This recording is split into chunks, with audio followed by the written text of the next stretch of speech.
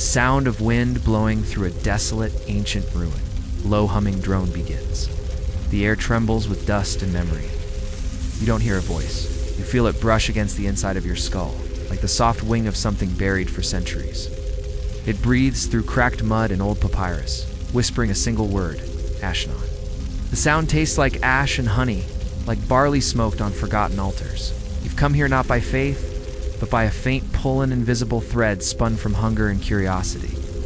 You stand at the threshold of a shrine swallowed by time, its entrance sealed with clay marked in indecipherable script. The torches flicker, though there is no wind, their flames bowing toward the darkness, as if in reverence. Welcome, seeker of what has been erased. If you can hear me, if you feel the dust stir beneath your breath, then you are already part of this telling. Before we begin, the old spirits of this channel demand a small ritual, an exchange of remembrance. Whisper your devotion by touching the sacred signs of this world, the like, the subscribe, and the comment. They are offerings of attention, small but potent, capable of keeping these forgotten whispers alive. Because stories like this one fade when no ears remain to listen. Now, take a breath. The name presses itself into your ribs again. Ashnan, the goddess of grain, no one remembers. The words themselves are an invocation, an awakening. You taste the history of her name in fragments. Once her name was written in the tablets of Nippur, paired with Lahore, god of cattle, in verses older than any empire. Together, they were the sustenance of gods, and Menshi of the field, he of the herd. But the story ends in silence. Scholars can't agree if she was ever truly worshipped, or if she was just a parable the gods told each other when the harvest failed. Some say her temples were devoured by the desert. Others whisper that her worship was forbidden when mortals learned to sow grain without needing prayer. As you step deeper into the shrine, the torchlight brushes against carvings of wheat stalks bending beneath a celestial rain. You see a mural, half crumbled, showing figures pouring grain into the mouths of divine statues. The offering is inverted. The gods are feeding upon the harvest rather than blessing it. In the margin, a single line of cuneiform survives. Half broken by time, she who first taught the seed to hunger. You trace the marks with your fingertips, and the stone hums faintly, as if a residue of worship still lingers. A distant echo, a hymn without sound, vibrates through the air. You recall the historians of Uruk, who debated the Ashnan paradox, a mystery carved into one surviving text. It claims she created the grain before she was born, and that she died before she could ever eat. Theologians call it the oldest loop of divine causality, God whose essence sustains mortals, yet who must starve when mortals forget her. This is the first heresy, that gods depend on human remembrance, that our faith feeds them just as the harvest feeds us. It was a forbidden idea, rejected by temple scribes, who burned entire archives to silence it. Yet the ash remains, and in that ash, our story begins. You kneel before an altar shaped like a sheaf of wheat turned upside down, its roots reaching toward the sky. Upon it lies a small bowl of petrified grain, each kernel fused into glassy stone. You lift one between your fingers, catches the dim torchlight, glowing faintly as if it still remembers sunlight. The whisper tightens its grip around your mind. Eat and remember. But you hesitate. You've read of this rite in a single footnote from a banned chronicle, the Book of Hollow Loaves, where initiates consumed ancient grain to bridge memory with divinity. Most who did never awoke from their dreams. Some claim to hear the voice of a goddess mourning herself, a voice that could turn prayer into famine. Still, the dust around you stirs, shaping itself into faint symbols, curling letters of a language you almost understand. You realize this place is older than belief, older even than language. You are not discovering, you are being found. You exhale slowly, feeling the weight of countless forgotten harvests pressing through your lungs. You speak just once, Ashnan. The name echoes softly, then vanishes, as if swallowed by the earth. The torches flare brighter, and for a heartbeat you smell wheat roasting in distant fields, a memory that is not your own. Somewhere deep beneath your feet, something shifts. The goddess is listening. The whisper returns, a final reminder. The harvest begins with a single act of memory. The darkness ahead opens like a mouth, inviting you deeper into her forgotten story. Now, let's get started. You follow the flickering light deeper into the shrine. Air grows heavy, damp with the scent of soot and ancient offerings. The walls narrow, carved like veins through which belief itself once flowed. With every breath, you feel a vibration against the stone, as if the temple itself inhales with you. Here, silence isn't an absence, but a deep, ancient listening. The whisper in your head grows softer, more intimate. The harvest burned once, it murmurs, and the gods feasted on the smoke. You remember the excavations of Lagash in the 1920s, where archaeologists found charred barley husks sealed in urns beneath ziggurats. They called them ritual remnants, but one dismissed fragment of text spoke of the grain that dreamed of fire. It told of the goddess Ashnan's sorrow when humans first learned to bake bread, turning raw sustenance into flame-touched creation. In that act, mortals stole a divine power. The first sin of the harvest wasn't greed, but invention. You light a torch. Inscriptions twist along the wall, depicting a ritual. Men kneeling before smoldering grain, pink smoke rising into ethereal, pleading faces. A line of text etched into the stone reads, "When the seed saw fire, it dreamed of the sun and forgot the soil." The words chill you. Fire wasn't destruction, it was an awakening. Grain became conscious, aware of its own consumption. The myth says Ashnan breathed life into the harvest so that men would never eat without remembrance. But when they cooked the grain, they silenced her whisper. And so she withdrew from the world. A rhythmic drip of water echoes in the dark.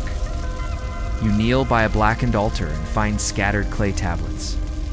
Brushing away the soot from one, you find a symbol. 3 curved lines forming an eye inside a stalk. The eye of the sheaf. You've read of it in forbidden theology, a mark used by early cults who believed every stalk of grain held the gaze of Ashnan herself, watching as men consumed her body.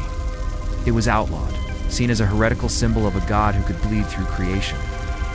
As you hold it, a faint warmth pulses from the clay, as if it remembers the fire. You close your eyes, and the whisper deepens. To eat is to remember.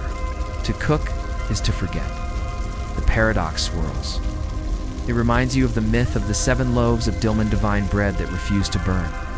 The priests panicked, believing it alive. When they finally forced it into the flames, the fire turned cold, the sun dimmed, and men dreamed of wheat whispering from beneath the soil. Historians call it a metaphor. You call it a memory.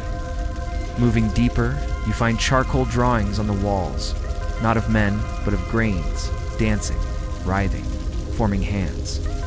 They lead to a central pit. You peer down. Possibly after thousands of years, faint embers still glow. You feel no heat, only its echo. Leaning closer, the whisper shifts, now inside your own breath. They burned the offering wrong. You see shapes forming in the ashes priests with torches. You're witnessing the forbidden ritual, the one from the great famine of Uruk. They burned the final seeds to summon divine mercy. But the myth says Ashnan turned her face away, and the fields grew barren. Yet some sects whispered a different truth, that the rite succeeded. That Ashnan was reborn from the ashes not as a goddess of harvest, but as the spirit of famine. Her followers, the cult of the ember sheaf, vanished, erased from history. Only fragments like the one smoldering faintly in your hand remain. The whisper softens, almost tender. All that burns remembers. You stand, the ember light flickering across your face. The scent of smoke is like baking bread of homes long gone. Perhaps every meal was once a prayer, every harvest a hymn. As you lift your torch, the walls shimmer, revealing hidden words beneath the soot. Ashnan sleeps beneath the hearth, a metaphor or a warning. The whisper fades to a hum. The ember in the pit flares once, briefly illuminating the carved face of a woman, half consumed by darkness. The goddess of grain, dreaming still, waiting for the world to remember. You feel her name on your lips, but you don't dare speak it, not yet. Thank you for joining me on this journey into the forgotten corners of myth. If these whispers of history speak to you, be sure to subscribe and hit that notification bell. There are many more stories buried in the dark, waiting to be found. The air tastes of ash and old honey. You're walking through a corridor of dead harvest, a scent of ancient smoke guiding you. The walls soon open into a vast dome, shimmering with dust.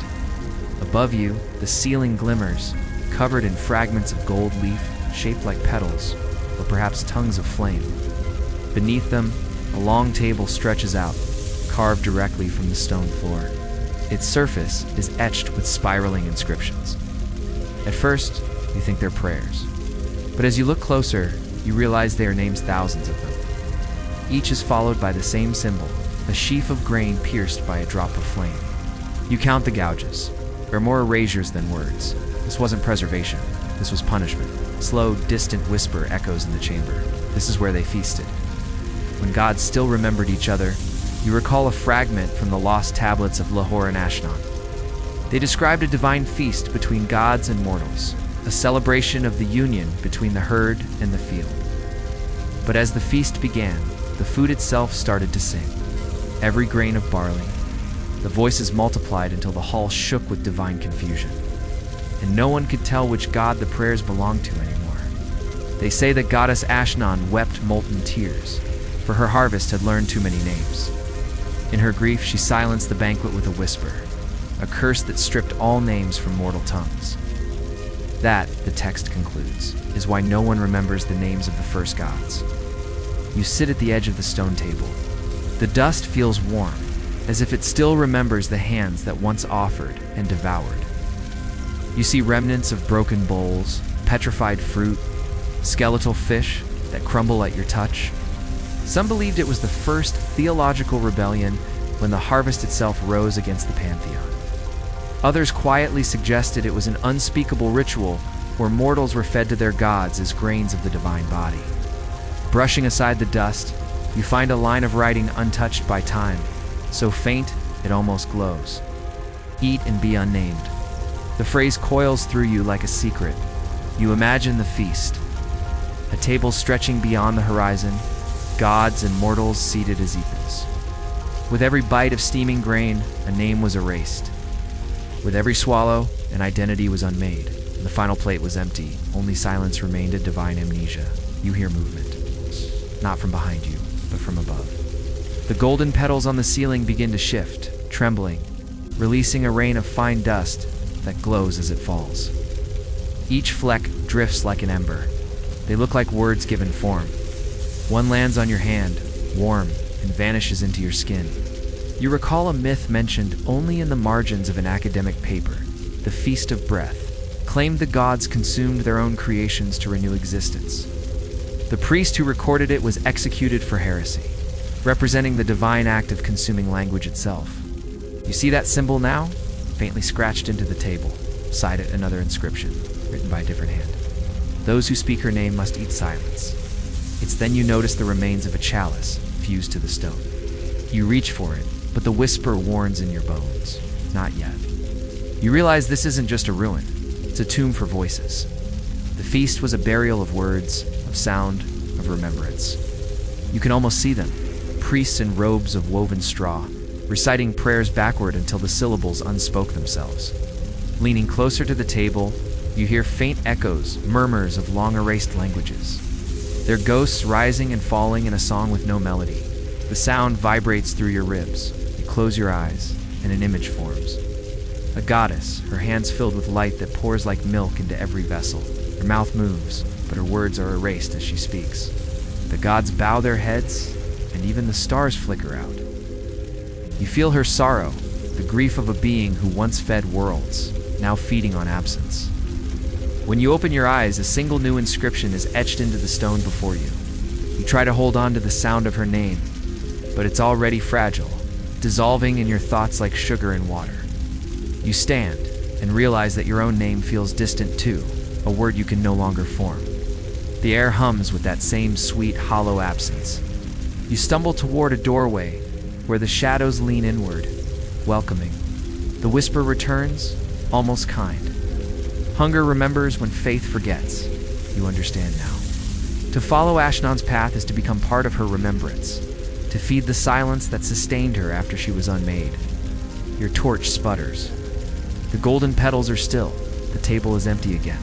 Only dust remains, your echo now joining theirs. Thank you for joining me on this journey into the forgotten. If you enjoy exploring the whispers of lost history, please like, subscribe, and follow for more. The passage narrows, the stone walls pressing in on either side, almost as if this ancient temple is tightening its lungs around you. The air grows cold and dry, carrying a faint rhythmic sound, a soft, repeated whisper thud, like a heartbeat wrapped in thick cloth. As your light finally reaches the end of the corridor, the space opens into a vast, circular chamber filled with dust and the scent of iron. The walls are covered in thousands of fine grooves, all spiraling toward the center, forming the shape of a colossal threshing circle, and in its very heart stands a single stone pillar. It's covered in etchings of scythes, sharp blades, and stalks of grain that seem to bend as if alive. At the base of the pillar lies a mound of something pale. It's not grain, it's bone, ground into a powder so fine it seems to move with every breath you take. It dawns on you, slowly and with a chilling certainty. This was no temple of offering, this was a mill. The whisper presses against your ribs again, a sound both mournful and proud. They ground what could not die. You step closer, and your light reveals faint marks on the floor footprints. Burned directly into the stone itself, tracing endless circles toward the pillar. You remember fragmented scholarly texts, whispers of a ritual called Nindaru, the threshing of souls, from an age before the first cities. Legend said that when a great famine struck, a forgotten priesthood didn't sacrifice animals or grain. They sacrificed the memory of the dead. The bones were powdered and scattered into the soil, so the next harvest might carry a fragment of their essence. Theologians dismissed it as metaphorical fertility, but a forbidden tablet, unearthed near the ancient city of Kish, described the rite very differently. It wasn't a metaphor, it was the literal grinding of human spirits, an offering of consciousness itself to the divine fields. You kneel beside the bone dust and feel the faintest warmth radiating from it. It hums, like the vibration of distant voices. Thousands whispering in unison, not with words, but with the relentless rhythm of threshing, the sound of souls being reduced to sustenance. You can almost see it, priests with hollow eyes, moving in circles, dragging heavy stone sledges over human remains while chanting the name of the harvest goddess Ashnan backward. With each turn, the line between life and seed blurred. They believed that just as wheat is ground into flour to become bread, so the human soul must be ground down to become divine. For them, death was not a punishment. It was a harvest. A cuneiform riddle from an exiled scholar flashes in your mind, who eats, yet is never full, who dies, yet is never born. The official answer was the seed, but in his private notes, he added something he was too afraid to publish, or the soul. If it is the goddess who feeds, a tremor runs through your hands as the full, horrifying truth settles in. The goddess Ashnan's silence wasn't absence. It was appetite. The whisper thickens, becoming a slow, deliberate breath right beside your ear. They offered what was left when hunger learned to pray. You look around the chamber again, and carvings that once seemed merely decorative now reveal their true nature. They are scenes people kneeling, hands outstretched, their shadows stretching long across fields of grain. Above them looms a figure made of light, holding a sickle-shaped halo, her very body dissolving into stalks of wheat, end in her chest, an opening shaped like an eye, the eye of the sheaf. Below it, words so faint they almost refuse to be read. The field does not thank the grain. You move toward the central pillar, the bone dust crunching softly beneath your feet. There's something embedded in its base, a metal disc, green with age. As you scrape away the dust, you reveal an engraving, a spiral of barley wrapping around a human heart, and around it a single line of text. For the gods must eat what remembers them. You finally understand. This was the creed of a forgotten sect, the Threshers. They believed the only way to feed their goddess was to give all of human memory, all individuality, back to the soil. You glance down, the circular floor beneath you. It isn't just carved, it's constructed. You test it with your foot, and the entire floor shifts slightly with a low, grinding groan. The dust stirs, swirling upward in slow spirals. You freeze. The whisper sharpens, cutting through the silence with chilling clarity.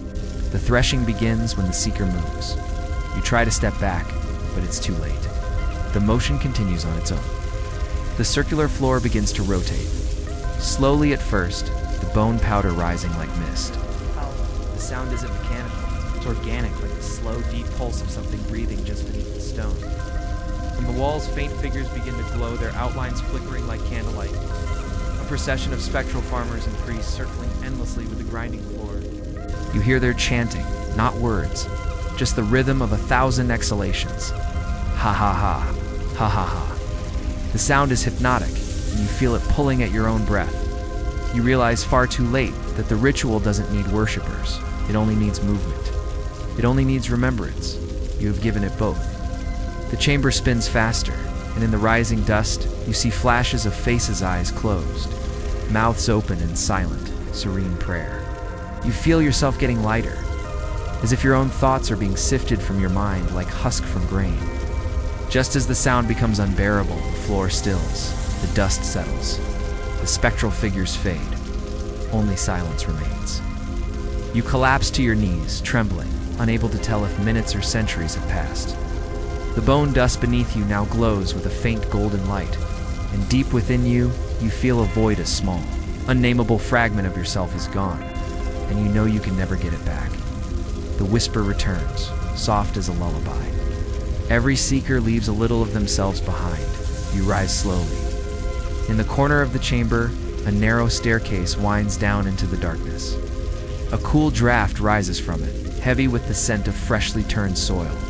The whisper guides you. Go down. The harvest continues. You take one last look at the circle, the pillar, the faint shimmer of gold, and you realize the threshing never truly stops. It merely waits for new footsteps. Thank you for joining me on this descent. If you want to uncover more forgotten histories, don't forget to like and subscribe. Till next time, stay curious. The stairway swallows the light behind you. Torch dims, struggling to breathe in the descending air. You move slowly, one step at a time, each echo stretching farther than it should, as though the stone itself delays sound. The walls grow slick, layered with sediment that smells faintly of ash and wet soil. At the bottom, the stairs end in darkness so absolute that it presses against your skin. You raise the torch, and the glow reveals a chamber larger than any before, a cavern of carved terraces, sloping downward into a shallow field of dried mud. And in that field, thin stalks rise from the cracks like brittle fingers. They shimmer faintly under the trembling light wheat, or what once was wheat, bleached white as bone. A whisper, quiet now, revered. This is where the shadow harvest took root. You step into the field, and the stalks rustle against each other like 1,000 quiet sighs. The ground beneath you feels soft, too soft. With each step, you sink slightly, as though the earth is breathing in slow rhythm. The air smells of dust and iron, and something else of faint sweetness, like honey left too long in the sun. You kneel and brush your fingers against one of the stalks, crumbles at your touch, releasing a puff of silvery powder that glows briefly before vanishing. It is not grain, it is ash, the distance. A faint circle of light spills from an opening in the ceiling far above, perfect round window carved into the stone, through which the moon peers down like an unblinking eye. You notice a line of cracks radiating outward from the hole, as if the ceiling itself had been wounded by light. The moonlight touches the field in a perfect circle, illuminating the stalks nearest its center. There the earth is dark and wet, as though the soil still remembers blood. You remember an obscure passage from the Codex of Ereshichu, a text suppressed by temple archivists, describing a ritual performed beneath the wound of the moon during years of famine. It claimed that when the lunar god turned his face away, the farmers sowed their shadows into the ground, believing that the goddess Ashnan would see them and take pity. They dug shallow graves at midnight, laying themselves flat so the moonlight could draw their silhouettes in the dirt, then covered the outlines with grain and ash. The next morning they harvested what grew their black wheat, soft as silk that burned without smoke when baked. The rite was banned after entire villages vanished, leaving only fields of soot that sang in the wind. You take a few cautious steps toward the moonlit circle. The whisper grows steadier, almost rhythmic, following your breath. Every light leaves a scar. Around the edge of the illuminated patch, the stalks are taller, bending toward the center like supplicants. You see faint carvings on the terrace walls, lines of figures kneeling beneath a bleeding moon. One holds a sickle made of obsidian. Another pours grain from her own hands into a pit that glows faintly. Above them, a woman's form spreads across the wall, her body made of furrows and fields. Her face is cracked, but her mouth remains visible, open in eternal exhalation. You recognize her immediately, Ashnan, the goddess who breathes harvest into dust. Beneath her, an inscription glows faintly, as though heated from within. When the moon bleeds, the soil remembers. You approach the moonlit center. Ground darkens beneath your feet, damp now, soft as flesh. You kneel and touch it. The soil is warm. When you lift your hand, a faint red sheen stains your fingertips. Not blood, but something close, thicker, metallic. The whisper stirs in your chest. They offered the reflection, not the body. You realize the ritual's logic. In times when sacrifice was forbidden, the people gave their shadows instead of symbolic death beneath divine sight. But something changed. The old texts mention that during one eclipse, the shadow did not return. The field swallowed it. And with it, Ashnan awoke. You close your eyes and see flashes of that night. Farmers lying still in moonlight, their shapes dark upon the soil. The slow crawl of shadow melting downward, the sudden gleam of eyes opening where none should be. The goddess's breath moving through the furrows, whispering the names of those who offered themselves, then silence. The fields glowed red for days until the rains came and turned them black. Scholars called it legend, yet here you stand, beneath the same wounded light. Something moves beneath the soil. You freeze, listening, faint rustle, like roots shifting in their sleep. The torch flickers. You take a step back, and the movement follows. The whisper breathes your name more, something close to it curling it into a question. Will you feed the light or the wound? You don't answer. Dead. You look up. The moon above seems closer now, impossibly close. Its surface veined like flesh. You see, or think you see, a dark shape at its center, a silhouette of a woman bent over, scattering something from her hands. Ashnan's reflection. The academic in you recalls the missing passages of the harvest hymns of Enheduanna. In one fragment, she writes, she sowed her own reflection into the heavens.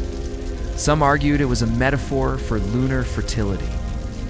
Others whispered it described a ritual so heretical it could unmake divine hierarchy, a god planting herself in the sky. Birthing not light, but famine. The ground shifts again. Crack spreads from the center of the moonlit patch, reaching your feet. You kneel instinctively, pressing a palm to the soil. It pulses once a slow heartbeat, then silence. The stalks sway, though no wind moves.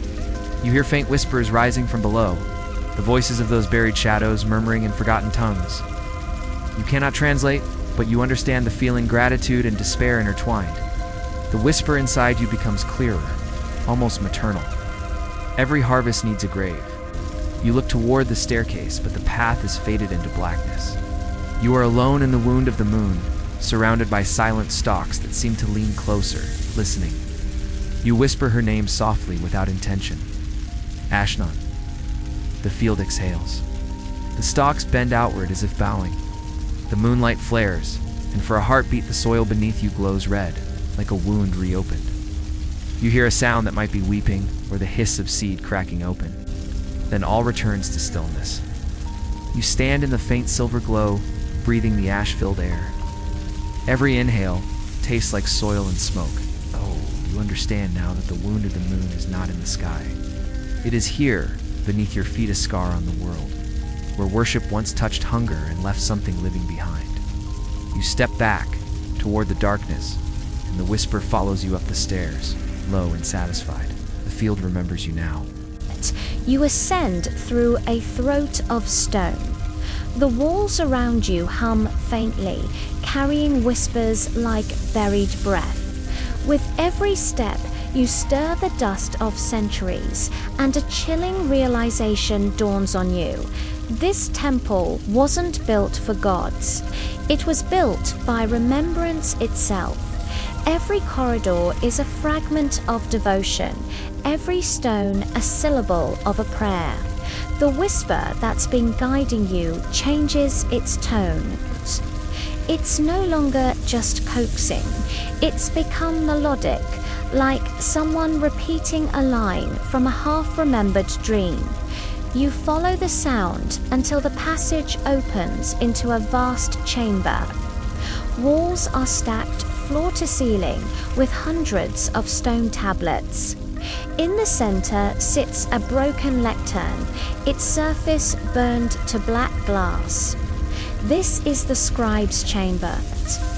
You recognize it from fragments of the Nipa hymnal ritual songs attributed to a priest who vanished after claiming he heard the goddess breathe through ink.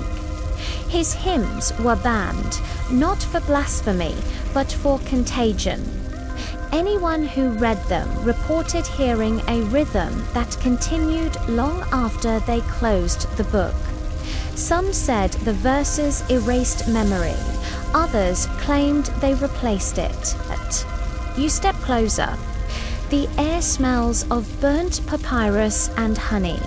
On the walls, faded lines of text swirl into the shape of a giant ear. The ear of the field, a heretical symbol representing a goddess who hears even the silence between prayers. You brush your fingers against an inscription and feel a strange warmth, as if the stone is listening. Beneath your touch, a phrase forms, "Write her name," and she will write you, drawn to the lectern. You see something trapped within the dark glass, the ghost of a tablet. Glowing gold letters rearrange themselves as you look, forming a verse you can almost hear. Ashnan, mother of ash and bread. Devour the breath that names you, and let the empty speak again. The whisper inside you stiffens with reverence. This is the hymn of hollow grain. A rhythm presses behind your eyes, a heartbeat syncing with something ancient and vast. You try to look away, but the letters flare brighter, melting and reforming. The hymn rewrites itself to match your understanding. But the moment you read it, it begins to rewrite you. You remember a line from an old sealed archive. Do not open the hymn, it listens. And now you understand its terrible, literal truth. The hymn is aware. You try to step back, but your hand is stuck to the lectern. Through your fingertips, a vision floods your mind, not from your eyes, but from the ink's memory. A lone scribe kneels here, his tears darkening the clay as he carves, "Let the gods remember themselves." He says, "Through us." He writes until his hands bleed, then presses them against the tablet. His flesh turns black, his veins filling with golden light. His breath pours out as smoke, forming new letters in the air before he collapses into dust. The vision ends. The whisper around you shivers with sorrow. He fed her too much. You finally break contact. The humming fades, looking down. You see soot on your fingertips, but underneath, your skin glows with faint golden lines, veins of text crawling just beneath the surface. The hymn is inside you now, a quiet, repeating rhythm. You find another inscription, carved in haste. Do not recite in full. Below it, another hand has added, "Unless you wish to be remembered by the goddess herself." A chilling thought surfaces. To speak of her is to feed her. To write of her is to open your mind like soil for her to plant herself within. You dip your finger into a bowl of dried ink nearby. It's warm. A single word forms on your skin, luminous and trembling. "Remember." Then it fades. As you turn to leave, the whisper speaks one last time, sharp and intimate. "He wrote me into silence. You write me into breath." The air trembles. Tablets on the walls crack, releasing smoke. In reading the hymn, you haven't broken a curse. You've become part of its continuation. As you cross the threshold, the whisper sighs. All words end in ash. You look down, your footprints glow faintly, each step leaving a word on the stone that evaporates as you take the next. You don't look back.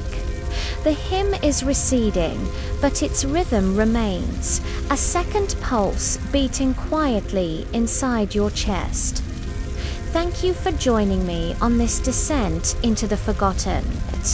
If you felt that rhythm, that quiet hum, don't forget to like this video and subscribe for more stories from the archives of the unknown. Stay curious. The passage ahead feels narrower than it should. You can hear your own heartbeat echoing in the stones, lower now, heavier, as if it has to force its way through air that doesn't want to move. The whisper in your mind has gone quiet. It's not gone. It's listening. You can feel the weight of the silence itself here, like the absence of sound is a form of respect. My torchlight ripples across a low archway, revealing a vault choked with ancient jars, each one sealed shut with hardened clay. The air smells of dust, myrrh, and a strange, sweet decal, like rot trying to pass itself off as a distant memory. I know this place. It's a granary, or what's left of one. The walls are lined with empty alcoves, where sacks of grain would have been stored for the temple. But these aren't just storage jars. Every single lid is stamped with an imprint, a spiral of 3 lines wrapped around a small eye, the eye of the sheaf, the forbidden sigil of Ashnan's secret devotees. This symbol was meant to ensure the grain's fertility, but after her worship was outlawed, it was declared a mark of contagion. Any jar found bearing it was supposed to be destroyed. Yet here they are, sealed and unbroken, untouched for centuries. I move carefully between them, trying not to disturb the thick layer of ash that carpets the floor. It muffles my footsteps, swallowing every sound. At the far end of the chamber, one jar stands apart. It's taller than the rest, its surface blackened by soot. The clay lid is cracked, but the seal, though melted, still bears that all-seeing eye. A faint hum is coming from inside, a tone so low it trembles in my chest. The whisper returns, soft and precise. She hid herself where hunger sleeps. I brush the dust from the jar's surface. The clay is warm, almost as if it's breathing. Just below the lid, I can make out faint cuneiform words. For the grain that will not die, you seal the watcher. I realize this isn't just a container, it's a reliquary, prison for something sacred. An obscure text flashes in my mind, the Chronicle of Dust Harvests. It described a heretical ritual where the last priests of Ashnan captured her essence within a single, sacred grain, then sealed it in a jar to be hidden where no hunger could reach. Scholars always dismissed it as a metaphor, but standing here, I'm not so sure. Press my ear to the jar. The hum deepens, shifting into a rhythm, like a distant millstone turning slowly. It's almost a voice, speaking through earth and time. Words form in my mind, not as sound, but as a vibration. You remember me through the hunger of others. My hand is trembling, but my curiosity is stronger than my fear. I remember an old academic riddle, the missing icon of sustenance. An artifact listed in ancient inventories but never found. It was said to be a small statue of the goddess, carved not from stone, but from compressed grain hardened into an eternal form. The last record of it ended with the words, "Placed in the sacred jar, that she might sleep until the harvest returns." I look again at the blackened jar. The whisper confirms it. She waits inside. I find a metal stylus in the debris and use it to carefully chip away at the seal. The first crack releases a sigh of stale air, smelling of honey and rot. I peel back the lid, feeling centuries of resistance give way. Inside, there's only darkness.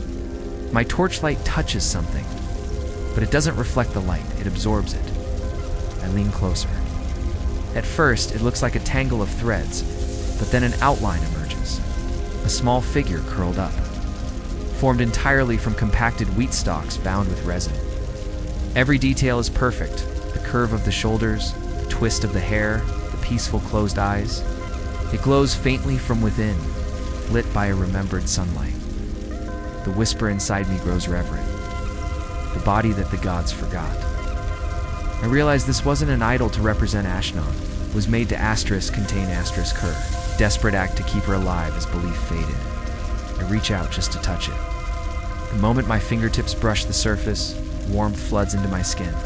The hum intensifies, rising into a low chant that seems to come from the walls themselves. I feel the torch flicker. I see flashes of visions fields, turning black under a red sky, farmers burning their harvest. The goddess walking among them, scattering ash that blooms into gold. The vision swells until my mind is filled with light, and then it stops. The hum is gone. My hand comes free. The figure no longer glows. It's just gray and fragile, as if drained of life. The exchange is complete. The whisper murmurs, softer now, almost grateful. She knows you. I gently replace the lid. The granary feels lighter, hollowed out. As I turn to leave, I see fresh writing glistening on the wall by the entrance. The store had become the stores. I don't know if it's a warning or a revelation, but I carry her warmth in my chest now, a pulse that feels steady and eternal, like the rhythm of the earth remembering itself. Thanks for joining me on this incredible discovery. If you love exploring ancient mysteries, don't forget to like this video and subscribe for more adventures into the unknown. See you next time. You step out of the passage, and the familiar scent of dry grain vanishes. In its place, something else hangs in the air damp, metallic and with a strange, cloying sweetness. The light from your torch dances across the walls of this narrow hall, and at first, you think you're seeing frescoes, ancient paintings faded by moisture. But as you get closer, you realize that's not right. These images aren't made of paint, they're made of decay. Layers of mold have bloomed into intricate pictures, faces, fields, and spiraling stalks of wheat, all rendered in deep shades of green and black. The longer you stare, the more detailed they become, as if rot itself is trying to tell you a story. A whisper, a thought that isn't your own, rises from within you. It speaks slowly, like a teacher reciting a forgotten scripture. This is the theology of what endures by ending. You don't feel disgust, but a strange sense of reverence. You recall reading about this once, a heresy from an exiled theologian named Dumotier. He argued that gods don't die, they decompose, feeding the next generation of divinity. He called it the cycle of rot. He believed Ashnan wasn't just the goddess of grain, but the divine force of transformation through decay. His writings were destroyed, all except for a single phrase, quoted by his enemies. All holiness ferments. You press onward down the corridor. The floor feels soft, sinking slightly with each step. You're walking on a thick, dense carpet of decomposed reeds. The smell deepens, but it's not unpleasant. It's rich, fertile, almost alive. An open doorway lies ahead, leading into a chamber that glows with a faint, ghostly light. Phosphorescent fungi cling to every surface, illuminating an altar at the center of the room. As you watch, each kernel seems to split, revealing threads of pulsing green light. The entire mound hums with a low rhythmic energy, as if it's breathing. The whisper inside you grows stronger, filled with pride. This is where they learned that corruption is the mother of renewal. You move closer, and the air grows thick, heavy with spores that settle on your skin like a cool, intimate dust. In the shadow of the altar, you see clay tablets resting in the rot. Their symbols seem to pulse in time with the glowing fungi. You carefully pick one up. The text is broken, but you can make out the words, "Praise the mold that eats the bread, for she remembers the warmth that baked it. Praise the worms that dine upon the priest, for they carry his prayers downward." The meaning is clear. This cult didn't worship preservation, they worshipped decomposition. They believed that when an offering, or even a body rotted, it wasn't lost, it was being received by the goddess. In their world, immortality was a form of infection. To continue, you had to be consumed. An inscription on the nearby wall confirms it, "All things return to her." But the quickest return is sweetest. It's signed with a single glyph, a sheaf of wheat sprouting from a human skull. You remember a story from the archives, a sealed chamber discovered in a temple filled with preserved human organs? The discovery was suppressed, the chamber resealed. Officially, they were called offerings of the harvest, but some whispered they were relics of Ashnan's cult, who believed every living thing should be sewn back into the earth in her name. Staring at the mound of glowing decay, you feel a sense of peace. This isn't chaos. It's a different kind of order. It's the slow, deliberate handwriting of the world undoing itself to begin again. You think of how every seed must break to grow, how every loaf of bread starts with the death of grain. Maybe Ashnan's silence wasn't abandonment. Maybe she was just fermenting, transforming quietly beneath the surface of the world, waiting to bloom again. The whisper speaks in time with your own breath. They feared her because she did not promise eternity. She promised continuance. The thought is seductive, to dissolve, to return, to become food for whatever comes next. Here, eternity belongs to those who decay correctly. Something else is half buried in the compost. A mask carved from blackened wood. You lift it? The front is engraved with that same symbol of wheat and a skull. But when you turn it over, the inside is gone. The wood is rotted away, leaving only a thin membrane of fungus that has perfectly held the shape of a face. As you tilt it, the hollow eyes seem to shift. A faint hiss escapes the mask. To be remembered forever, it whispers, is to never grow. You drop it, and the fungi on the walls flare brighter, washing the room in an intense green light. The rot beneath your feet shifts, as if the soil itself is breathing. See tiny filaments reaching up from the mound, questing toward you. You back away, your heart pounding. The whisper returns, half laughing, half soothing. Do not fear what eats you. It only wants your excess. Your eyes catch something new on the far wall of fresco, painted with actual pigment, miraculously preserved. It shows a woman kneeling before a pit of glowing soil, pouring something invisible from her hands. Where her tears fall, flowers instantly bloom. Above the scene, inscribed in shining gold, are the words, Ashnan does not die, she ripens. The line hits you with a sudden, profound clarity. This worship of decay wasn't despair, was the ultimate act of devotion. It was the acceptance that the goddess, forgotten by the world above, had simply changed her form. She had moved from grand temples to the compost heap, from gilded altars to the quiet corners of time, where all things soften. To rot in this place is to pray. A drop of moisture lands on your shoulder. You look up and see water trickling through cracks in the ceiling, carrying bits of soil. The droplets hit the mound, and instantly, tiny pale shoots sprout, glowing with their own soft light. They sway, as if greeting you. You reach out and touch one. It's warm. Feel a faint pulse, a rhythm that now matches the one humming in your own chest, the gift from that sealed jar. The connection is absolute. She lives through this endless cycle of breaking down and being remade. You extinguish your torch and let the living light of the rot fill the chamber. In the dim green glow, the entire room seems to breathe. You understand why this was forbidden? It leaves no room for purity, no separation between the divine and the decay. You relight your torch and turn to leave. Behind you, the mound hums, a final soft note, like a sigh of completion. As you walk away, leaving footprints in the living compost, you watch as they slowly fill in behind you, erased by the gentle creep of new growth. Thank you for joining me on this journey. If you find these hidden histories as fascinating, you emerge from the rot and the air changes. It's cooler here, drier, and the dust in your torchlight glitters like scattered embers. You're in a long corridor, shaped like the inside of some colossal oven. The walls are charred black but strangely smooth, pockmarked with circular impressions like the fingerprints of a giant. All around you are broken offerings, cracked bowls, blackened idols, pottery shards etched with scenes of feasting and fire. The air itself seems to hum with an old residual heat.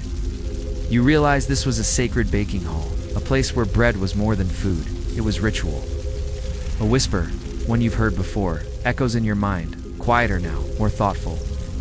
This is where they made her flesh. A forgotten line from an ancient text surfaces. The bread remembers the mouth that shaped it. It described a lost ceremony, the birth of the loaf. Priests would bake a special bread, not for eating, but for exile. They would anoint it with oil and salt, then drive it from the temple like a living creature. Its purpose was only fulfilled in abandonment. It was a symbol for the goddess Ashnan, who gave food to the world but could never taste it herself. This bread was her wandering ghost. You touch the wall, it's still faintly warm even after millennia. The blackened stone flakes away, revealing pale layers beneath like the flesh of some long-dead creature. Carvings emerge from the soot. You see priests carrying loaves on platters, their eyes downcast. Behind them, a woman in a crown of woven stalks, Her hands are empty, but flames rise from her palms.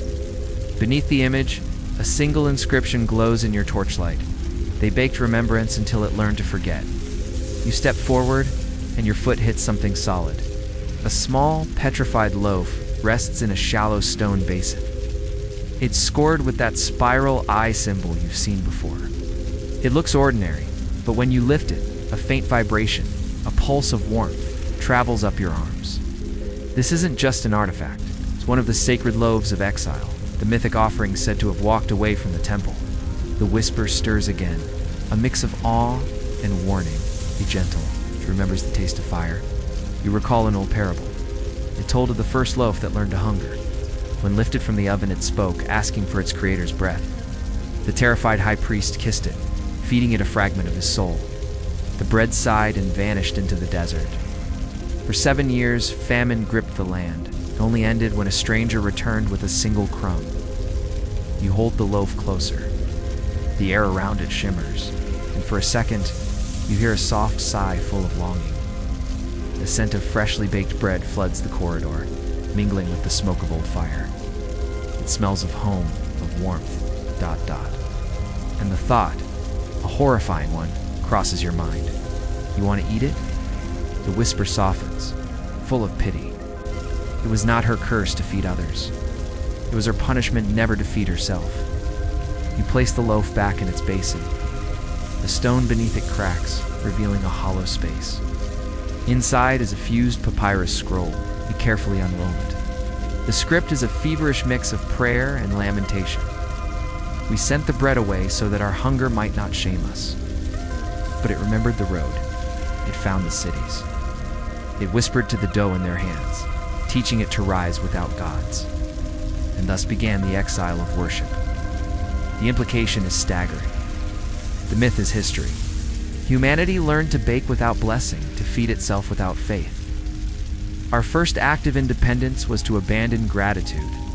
Inside the hollow, something else glints, a thin layer of melted glass, and suspended within it, like stars, are perfectly preserved grains of wheat. The priests, in their final act, must have fused the offering and altar together, hoping to end the goddess's hunger.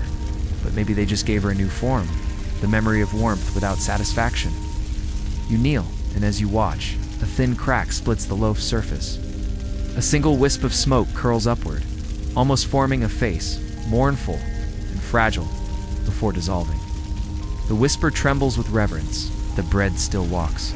You stand, a heavy understanding settling in. By banishing the loaf, they preserve the idea of hunger itself, the endless seeking that defines us all. As you turn to leave, you spot one last inscription above the exit arch. Half-raised, eat not to live, but to remember. The words follow you into the darkness, along with the scent of bread and ashes. And the whisper, now quiet and solemn, follows you too. She feeds you still, though you forget her name. Thank you for joining me on this journey into the forgotten corners of history. If you find these stories as fascinating as I do, consider subscribing and hitting that notification bell. Till next time, keep exploring. The air here feels ancient in a completely different way thin, almost brittle, as if every breath might shatter the silence. I'm descending a ramp carved from black stone, twisting downward in a slow spiral. Its walls are etched with constellations I don't recognize. As I walk, they seem to shift in the torchlight, glowing faintly, aligning and breaking apart like breathing glyphs. A whisper inside me murmurs, intrigued. This is the place where the gods argued with their own extinction. At the bottom of the spiral is a vast circular hall. The roof is a dome of smooth obsidian, and it mirrors my torchlight back at me 1,000 times over. It's like standing beneath an inverted night sky. Around the edge of this chamber sit 13 thrones, carved right out of the rock. 11 of them are empty, 2 are shattered. And in the very center, a long stone table rises from the floor, split right down the middle as if struck by lightning. On its surface are symbols I've seen before: wheat, flame, moon, eye, and a spiral that leads right to the table's crack. I've found it. This is what theologians call the Council of Forgotten Deities, the mythic gathering that supposedly took place after mortals stopped praying. Legend says the last gods came here to decide their fate. Should they fade away quietly, or should they devour memory itself to survive? No one knows what they decided. Only fragments of the story remain, like one line from the Song of Exile. And they debated famine with the voice of thunder, till hunger voted first. I move closer to the thrones. Each one bears a symbol on its back. A bull, a fish, a serpent, a bird, a stalk of barley. I stop at the barley throne. Its surface is faintly warm, as if someone was just sitting here. The whisper inside me lowers, reverent. Her seat was never emptied. I trace the carvings and feel grooves worn smooth by unseen hands. The throne faces the crack in the table, as though she watched the argument split the world into silence. I remember a forbidden account by a Babylonian mystic, he wrote. When the gods grew thin from neglect, they summoned the last light and weighed their worth. Some chose to dissolve. Others sought to feed on the faith that lingered in dreams. It was said that only Ashnan, the goddess of grain, abstained. When asked what she would claim for sustenance, she replied, "I will eat the forgetting itself." That phrase has haunted scholars for centuries. What could it possibly mean? The whisper shivers softly through my chest. She meant memory and loss are the same meal. I circle the table, and I notice a faint flicker coming from within the fissure. It's a pulsing light, like embers buried under ash. I kneel down to get a closer look. The gap is impossibly deep, yet I can hear voices rising from below. It's not prayer, not lamentation, it's a debate. Overlapping tones, whispering questions into eternity. I catch fragments. Who feeds whom? One asks. What is divinity without witness? Another counters. And then, more faintly, what remains when the name is eaten? My skin prickles. I realize these aren't echoes. Council is still in session. They never left. They just sank beneath the floor of remembrance, endlessly arguing over whether existence is sustained by belief or by hunger. The crack is the mouth of their endless discourse. I set my torch down on the table, and its reflection multiplies into 1,000 flames in the dome above. In the shifting light, faint outlines appear on the throne silhouettes burned into memory. A bull-headed man, a woman veiled in vines. And there, on the barley throne, a slender figure sits motionless, her outline made of shadow, not light. Her head tilts toward me, slow and deliberate. My heart stutters. The whisper inside me becomes a breath that isn't my own. They have waited for a listener. I step closer to the table, feeling the heat rising from the crack. It smells of soil and smoke, of burnt grain and honey. I understand instinctively that this place doesn't follow time. I listen. The tone of the voices changes from discussion to pleading. They call for Ashnan, the mediator of mouths. One voice demands, "If hunger is divine, why are we starving?" Another replies, "Because mortals learn to bless themselves." A silence follows. Then a sound like weeping, soft, rhythmic, endless. These gods aren't angry, they're afraid. The whisper speaks now, in Ashnan's voice, gentle, weary. They tried to make hunger holy, but it was already so. The figure on the barley throne leans forward. I can't see her face, just an outline shimmering in darkness. She raises one hand, and the torchlight bends toward her palm. I hear her whisper, "You have eaten the hymn. You have carried my warmth. You are my witness now. Sit." A pull drags me forward. My body obeys. I lower myself into the cracked stone seat across from her. It's cold at first, then pulses with warmth. My throat shimmer, acknowledging me. The voices below harmonize into a single note of comprehension.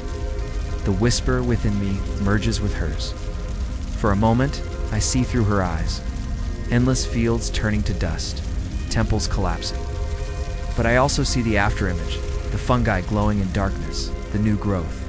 She is everywhere. Decay feeds new life. Forgotten, but not gone. The vision fades. The hall grows still. The figure on the barley throne dissolves into golden particles that float up to the false stars. I rise, shaky. The whisper exhales one last word. Continue. As I step away from the table, the fissure closes behind me with a soft sound, like soil being pressed flat after planting a seed. The argument is over. For now, I was its final listener, and perhaps its final vote. Thank you so much for joining me on this incredible journey. If you enjoyed this exploration into the forgotten corners of myth, Please like, subscribe, and hit that bell icon so you don't miss our next adventure. See you next time. The air changes the moment you leave the council chamber. It feels lighter, almost fragile, as if the very walls are exhaling after holding their breath for centuries. The path curves upward through a tunnel carved from limestone, veined with quartz that catches the torchlight like frozen rain. The whisper that has lived beneath your ribs, that constant companion, is quiet now, subdued. Like the sea after a long storm, it seems to be listening with you, waiting. At first there's only silence. But then, faintly, a rhythm emerges, soft, even breaths, spaced like the steady rush of wind through a field. You follow the sound until the tunnel opens into a vast chamber, shaped like an inverted dome.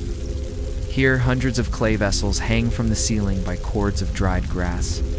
Each is marked with the ion sheaf symbol, but it's inverted, the stalks pointing downward like roots seeking soil.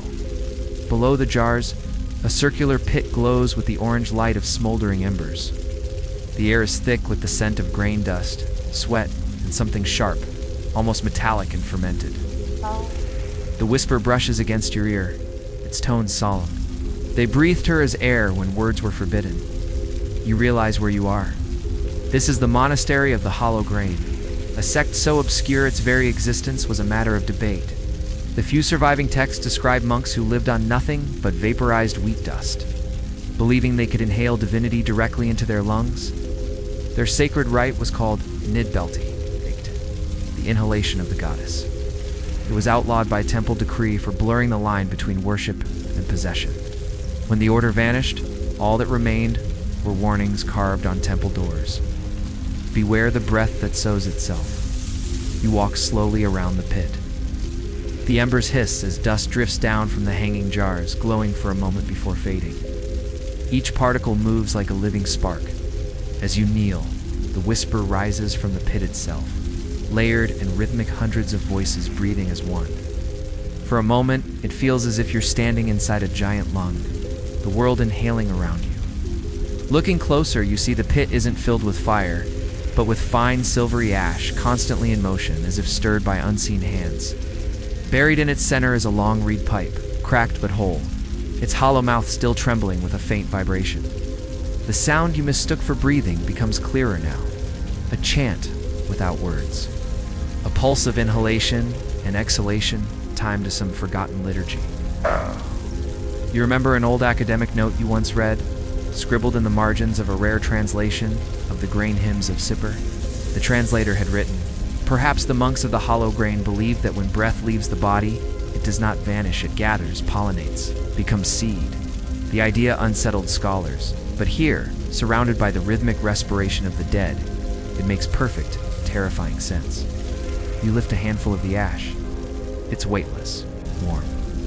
As you exhale, it flutters upward, glowing as if feeding on your breath. The whisper murmurs through the motion. They spoke not with tongues, but with lungs. Images flood your mind. Monks in concentric circles, their faces hidden by veils of woven straw. They inhale from long tubes connected to the sacred jars, the air growing thick with a golden haze. Soon, their individual breaths merge into a single, continuous, resonant. Note the sound of a harvest wind passing through 1,000 stalks of wheat. Their goal wasn't ecstasy, but equilibrium, a state where the distinction between mortal and divine simply collapsed. You feel a faint tug in your own chest, an echo of that rhythm. Your breathing slows, matching it. Each inhale carries warmth, each exhale a flicker of light. The line between your lungs and the air begins to blur. The whisper tightens around your heartbeat. To breathe is to believe. You realize this wasn't madness, it was theology made real. Breath is the invisible bridge between being and not being, the same force that animates grain and moves wind through empty fields. The goddess didn't speak in words. Her scripture was respiration. The air thickens. Your torch sputters. Dust begins to swirl from the pit in small spirals, drifting toward you. The whisper deepens, soft and insistent. Share your breath, seeker. Against your better judgment, you kneel and breathe in deep. The air burns slightly, tasting of iron and smoke. But beneath it is a sweetness, the scent of fresh bread, of open fields, of sunlight. Your lungs fill with a warmth that feels older than oxygen. You exhale, and the pit's glow brightens in response. For a single, perfect moment, you are utterly still, balanced between your heartbeat and the silence. The line between inhale and exhale dissolves. Then it ends. The dust settles. The pit darkens. You gasp, stumbling back. The whisper recedes, satisfied. You have learned her breath. You look up. One of the hanging jars sways gently, its seal cracking with a soft sigh. A puff of dust escapes, vanishing into the darkness above. As you turn to leave, your torchlight reveals an inscription carved into the archway, words you hadn't seen before. The goddess enters not through the mouth, through the lungs of those who listen. You take one last breath, feeling the air fill you, and the whisper hums in harmony with your heartbeat. Then you exhale, and the light of the pit fades completely behind you. You climb and climb, each step a struggle up a long, curving stairway that feels like the spine of some ancient beast. The stones are uneven, slick with a residue you'd rather not identify. Your torch sputters, its flame a weak, flickering thing in the impossibly dense air. There's a deep stillness here, a sense that nothing living has passed this way for centuries. That whisper inside you, once faint, has grown into a low, patient hum, as if preparing you for a revelation, maybe a confession. At the top, you emerge into a vault so vast it could swallow a cathedral whole. The walls shimmer faintly, catching your torchlight in 1,000 tiny mineral deposits, scattering it like golden dust. The air is thick with the scent of old ink and rain that fell long ago. Across the floor, a mosaic of shattered clay tablets tells a story of destruction, their fragments illegible. But in the center, untouched by the chaos, a single stone pedestal stands. On it rests a large tablet of black clay, its surface covered in faint, pulsing inscriptions. You approach, a sense of dawning certainty in your chest. The whisper confirms it, a warm breath against your ear. The hymn that refused to die, the ruined hymnal of Nippur. It was a legend, a myth whispered in scholarly circles. Some said it never existed. Others claimed it was destroyed by priests who feared its words could unmake the gods themselves. A few fragments were rumored to exist, but now you stand before what might be the last complete copy. You kneel, your eyes tracing the inscriptions. They're alive. The characters shift and slide across the surface like ripples on black water. You manage to make out a few phrases: the seed that sings, the harvest that devours its reaper, the word that feeds itself. Each line pulses with a faint, rhythmic light as if breathing. It's hypnotic. You remember the forbidden writings of the exiled scholar Balutu? He wrote that the hymn was never meant to be read, but to be remembered. He called it a living text that consumes its own language. With each transcription, he claimed, lines would vanish, replaced by new verses pulled from the scribe's own thoughts. By the fifth copy, nothing of the original would remain, only the echo of its hunger. The whisper deepens, vibrating through your ribs. Every word was a mouth. You glance at the broken tablets on the floor. They seem to form a spiral, radiating out from the pedestal, as if the hymn itself had exploded from within. You pick up a shard. The inscription has faded completely, leaving only a faint impression, like a fossilized thought. As you hold it, the edges crumble into fine dust, slipping through your fingers.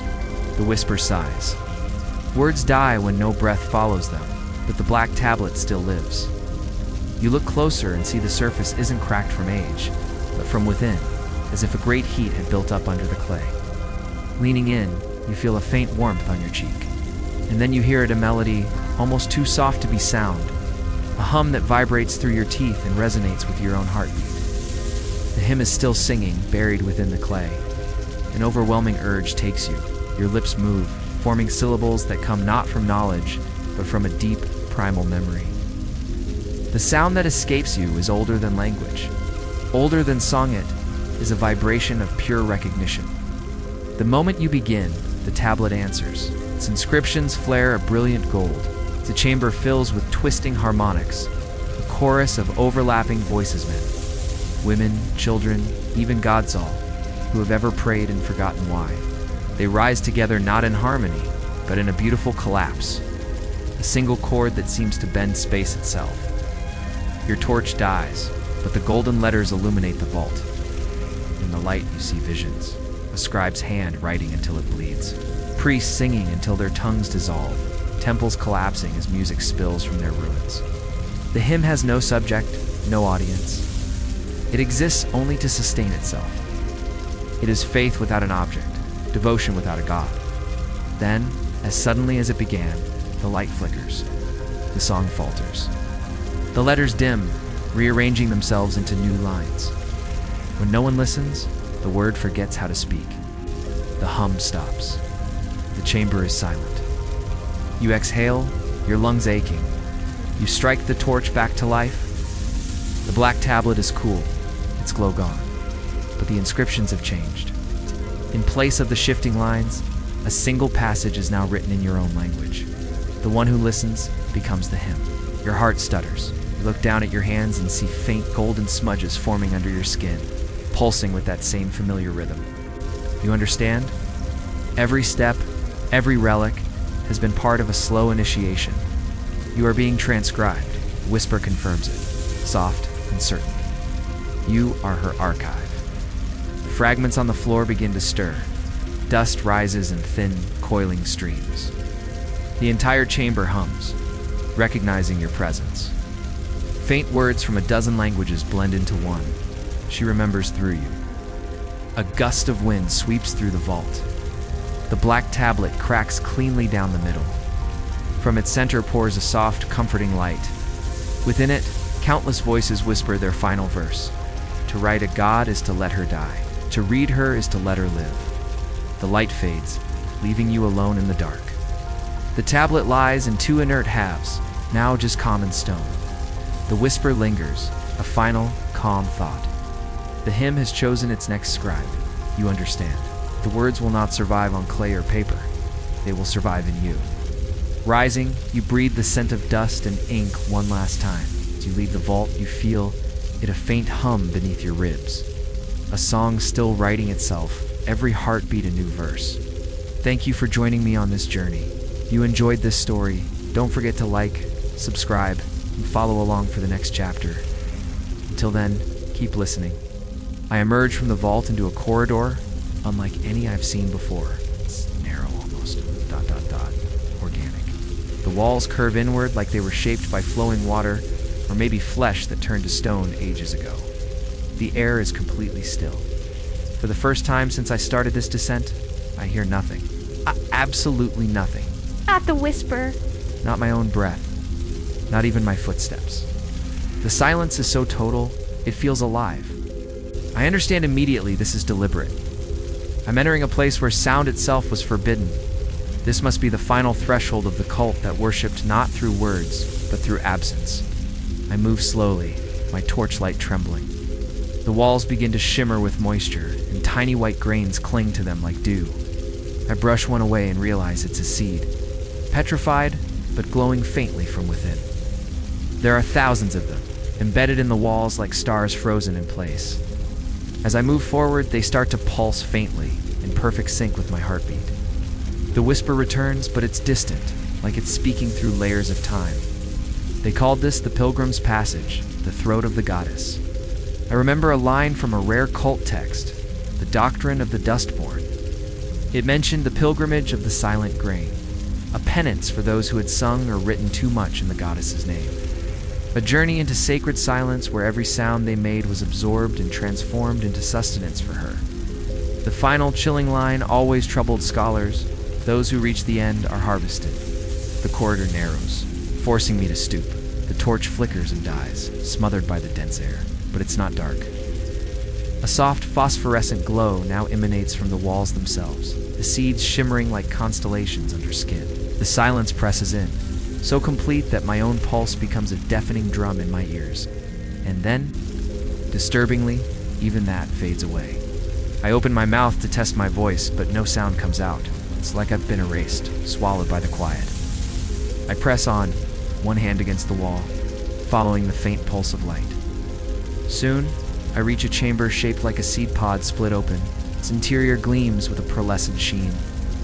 And in the center stands what looks like a tree, but as I get closer, I see it's made entirely of compacted grain. Stalks and husks are woven together into a shape of impossible delicacy, rising from the floor like a spiral spine. Embedded within its hollow center are the faint outlines of human figures, preserved in translucent husks of ash. I've found it. The end of the pilgrimage. The monks of silence didn't die. They were transformed, absorbed into the grain, returned to the goddess as nourishment for her endless rebirth. The whisper is barely audible now, just a memory of a sound. She takes not life, but echo. I approach the spiral. The closer I get, the more I feel it vibrating, not physically, but deep within my bones. The figures inside seem to shift, almost breathe. I reach out and touch one. Warmth radiates through my fingers, the same warmth I felt when I first opened the jar and read the hymn. The figure's face becomes clear for an instant, peaceful, serene. Its mouth slightly open, as if still inhaling. At the base of the spiral, a small bowl sits half buried in ash. Inside lies a single grain of wheat, unburned, perfectly golden. It glows faintly, pulsing in rhythm with the spiral. I kneel and pick it up. It feels impossibly heavy, as if it contains the weight of every forgotten prayer. The whisper stirs, fragile and reverent. This was the last offering, a seed that carries no hunger. I hold the grain up to the dim light. For a moment, my reflection appears on its surface, but it's not me. The image shows me cloaked in robes of woven straw, my mouth sewn shut with thin cords, my hands outstretched toward the spiral. Behind this other me, a field of ash stretches to infinity, and every stalk growing there bends toward me, as if awaiting my command. Then the vision fades. I remember a lost text that said, "Those who swallow the silent grain shall walk between hunger and fulfillment, carrying the goddess's breath wherever they go." Was it enlightenment or possession? I now understand it was neither. It was a description. The grain pulses again, wants to be consumed. Not as worship, but as continuation. I hesitate. If I eat this, what will I become, a witness or a vessel? Before I can decide, the chamber itself shifts. The walls ripple with light, and a faint sound returns. It's not music, not breath, but the rustle of wheat moving in a gentle wind. The figures in the spiral tremble, and from their mouths flows a cloud of dust that drifts toward me. The whisper strengthens, now in harmony with that sound. Every god must be carried by someone. I open my hand. The grain lifts from my palm, suspended in the air, spinning slowly. It dissolves into a fine mist that flows toward my mouth. I breathe in instinctively. The mist enters me, warm and sweet. Instantly, the silence collapses. I hear everything: the rustle of the ash, the heartbeat of the walls, the faint sigh of every forgotten worshiper. They don't speak, but I understand them. Haven't eaten the grain. It has breathed itself into me. The whisper merges with the sound around me, a vast exhalation that is both outside and inside of me. The pilgrimage ends when silence learns your name. I look down. The spiral of grain has darkened, collapsing inward. The light fades from the walls. The silence returns, but it's softer now, satisfied. I feel a warmth settle deep in my chest, a quiet murmur beneath my own pulse. The goddess isn't above or below. She's within. I turn to leave. Behind me, the spiral disintegrates, scattering into dust that drifts upward. For a moment it glows, forming a single line of text across the archway before vanishing. The last grain is never silent. I walk on, the whisper now indistinguishable from my own thoughts, each step a rhythm of prayer. Thanks for joining me on this incredible journey. If you enjoy explorations into the unknown, make sure to like this video and subscribe for more. I'll see you on the next descent. The descent continues, but direction loses its meaning. Am I going down, or simply ... inward? The air grows thick, humid, smelling of burning oil. The flame of my torch bends, pulled forward by some unseen force, its light stretching into the darkness ahead. A whisper hums inside me, no longer a separate voice, but a part of my own breath. This is where the gods consumed the dawn. The corridor opens into a cavernous hall, unlike anything I've seen before. The ceiling vanishes into shadow, while the walls glisten with streaks of something like melted glass, forever soft and warm. At the center stands what was once a temple, but now it looks more like a great hollowed kill. Its bricks are blackened, its arches warped into impossible shapes. Faint carvings circle its base, showing figures walking calmly into fire, their bodies dissolving into ash. I approach the threshold.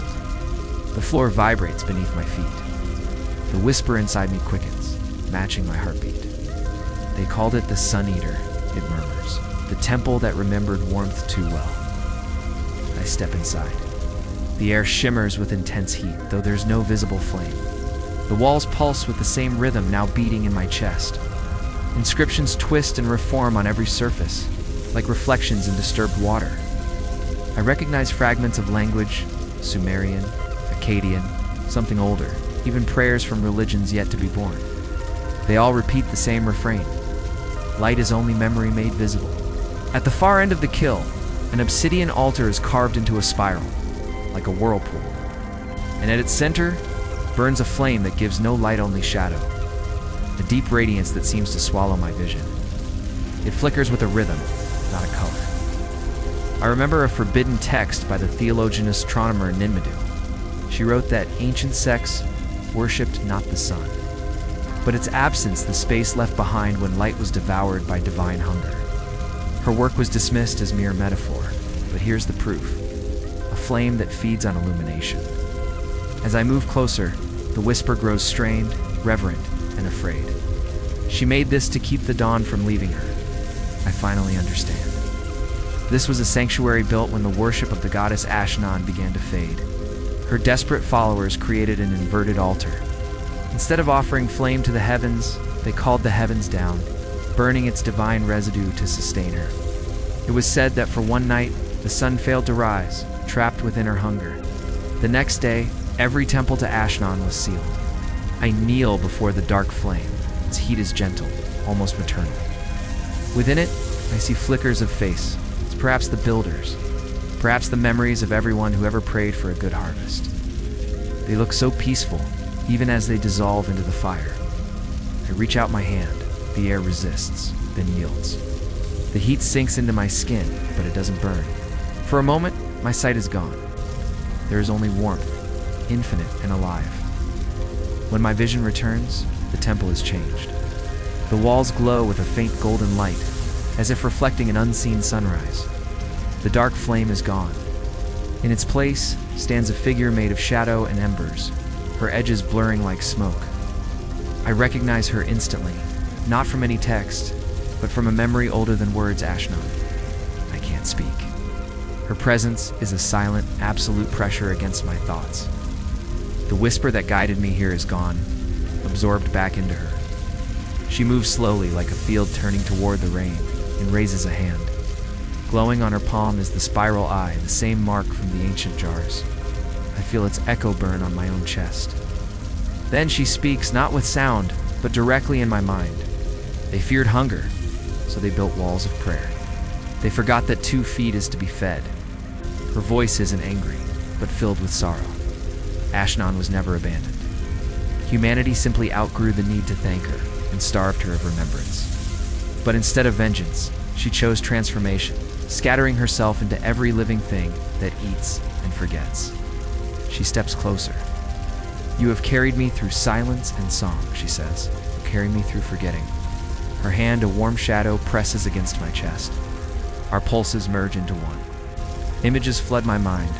Harvests rising from bloodied soil, temples sinking into dunes, the breath of monks, the hymn rewriting itself across my veins. The entire history of worship collapses into a single, continuous breath. She withdraws her hand. The mark on my chest burns, then cools, and she looks at me one last time, her expression peaceful. When they eat, they will remember. Her form dissolves into particles of light that rise and vanish into the dark ceiling. The chamber is empty, but then the flame returns to the altar's mauler now, and glowing with a gentle golden light. Warm and living.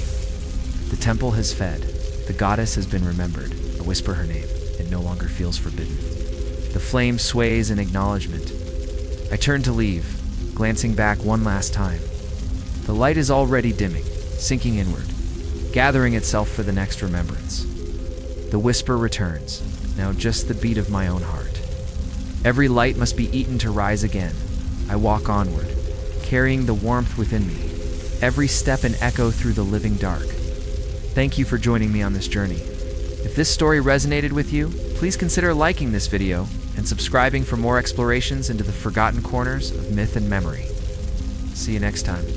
The tunnel leading from the Sun Eater's temple feels endless.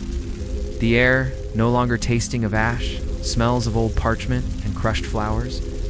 My steps are silent, and the torch in my hand burns with a soft, reverent glow. The whisper inside me has transformed into a rhythm, a memory beating in time with my heart. I emerge into a vast, circular chamber. The walls are shelves carved into stone, spiraling up into darkness. They're lined with tablets, scrolls, and golden leaves engraved with shimmering words. This isn't just a library. It's an archive of devotion, a place for every erased name, every lost prayer, every unremembered god. The air hums like distant breathing. As my torchlight touches the nearest shelf, the words lift from their surfaces, swirling up like motes of dust to form divine silhouettes before collapsing again. The whisper inside me unfolds, solemn and awed. Every extinction leaves an echo. This is where echoes are cataloged. I realize the archive is alive, breathes. The shelves shift, making space for new arrivals. I walk deeper, past aisles humming with sorrow, longing, and devotion. At the chamber's heart, on a white stone dais, sits a bowl of gray powder. Its gravity pulls at my thoughts. This is where the scribes fed the gods one last time, the whisper explains. I dip my fingers into the powder. It's impossibly fine. When I lift my hand, the dust clings to my skin in faint golden veins, identical to those already glowing beneath. The truth hits me before the whisper confirms it. This is the dust of every prayer that reached no ear. A clean, sharp grief cuts through me. So many voices fallen silent. And yet they are here, preserved. Not a tomb, but a seed bank for belief, waiting. Dust begins to drift down from the darkness above, like faint snowfall. In each flake, I glimpse temples, rivers, faces in prayer, vanishing as they touch the air. Remember a forbidden text. When the gods die, they are archived not in heaven, but in those who continue to search for them. Maybe that's what I've become. A vessel of persistence. A walking archive. You are what remains when remembrance finds form. The whisper hums. A space clears on a nearby shelf. A smooth stone slab slides out, waiting. Every archive needs one more story, it pleads. I kneel. I dip my fingers in the dust again and press them to my chest. A trail of golden powder remains, forming new glyphs my story, written in dust and light. The whisper sighs. Now you are cataloged. A soft tremor runs through the floor. Dust streams from the shelves, converging above me, forming a serene, vast face made of light. Ashnan, her voice moves through me like wind. You carried me through hunger, through silence, through forgetting. Now carry me back into the world. The bowl of dust rises and scatters in a golden storm. Each particle a word, a name, a prayer. The shelves absorb them, glowing brightly before settling. The dust clears. The whisper is gone, but its rhythm remains. A silent pulse inside me. I turn to leave. As I glance back, I see new words glowing on the nearest wall.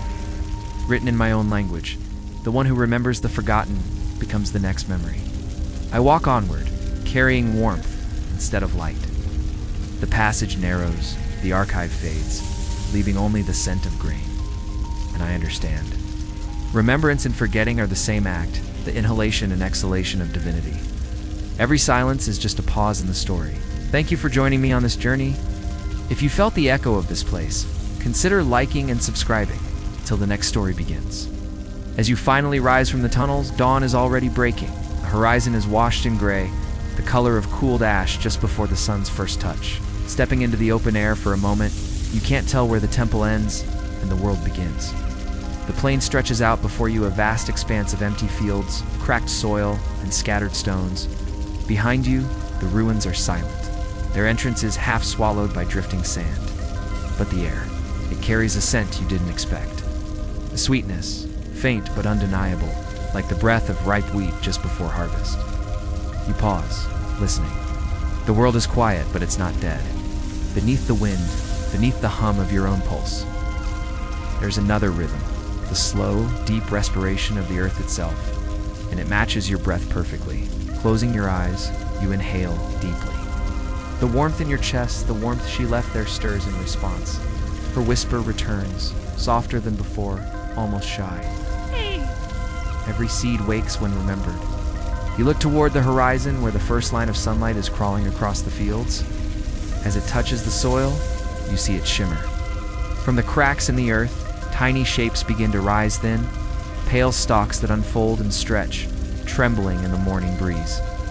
Within seconds, the barren ground transforms into a whispering field. The air fills with the scent of grain and dust, of ancient prayers being rediscovered. You watch in awe as the light spills across the land, illuminating the impossible growth. And then you understand. The archive didn't just store remembrance. It planted it. Every word, every forgotten god, every hymn you absorbed has been scattered through your breath, your footsteps, your very silence. The goddess hasn't returned as she once was. She has distributed herself across the world, reborn in the soil, in the breath of every living thing that hungers. You feel her pulse in the wind, in the light, in the steady beat of your own heart. You begin to walk through the field, the new stalks brushing against your hands. Their tips glow faintly, bending toward you as if recognizing kin. You touch one gently, and a wave of warmth floods through your skin. It feels like gratitude. It feels like completion. Then you hear a faint murmur rising from the field, countless voices speaking as one. You don't understand the words, but you recognize the rhythm. It's the same as the hymn of hollow grain, the same pulse that once echoed through stone and darkness. The hymn is alive again, but this time it's carried by wind and root, not by clay tablets. You are no longer its singer. You've become its soil. You remember what Ashnan said? When they eat, they will remember. The thought brings a strange, profound peace. One day, someone will knead this grain into bread, break it, and taste something they can't quite name. A memory older than hunger will flicker behind their eyes. And for a fleeting moment, they will feel what you feel now, the quiet knowledge that everything forgotten is just waiting to be fed again. You look back one last time at the temple's entrance, now barely visible beneath the drifting dust. You whisper your final words into the morning wind. Not a prayer, but a promise. I will not let you starve again. The wind carries your voice across the field, scattering it among the whispering stalks. The sun climbs higher, bathing everything in a brilliant golden light. For a single heartbeat, you see her shape within it, a woman made of dust and dawn, smiling, before dissolving into the brightness. The warmth in your chest steadies, content. You continue walking, each step lighter than the last. The field parts before you, the air filled with the sacred hush of growing things. The silence is no longer empty, it's full, it's breathing. As you reach the edge of the plain, where the wind shifts, her faint hum returns one last time, tender and eternal. There are more gods, or always more gods. And as the light swells around you, you feel the whisper fade, not ending, but exhaling, carried outward into every corner of the waking world. Thank you for joining me on this journey. If this story moved you, please consider liking the video and subscribing to the channel. It helps more than you know. Until next time,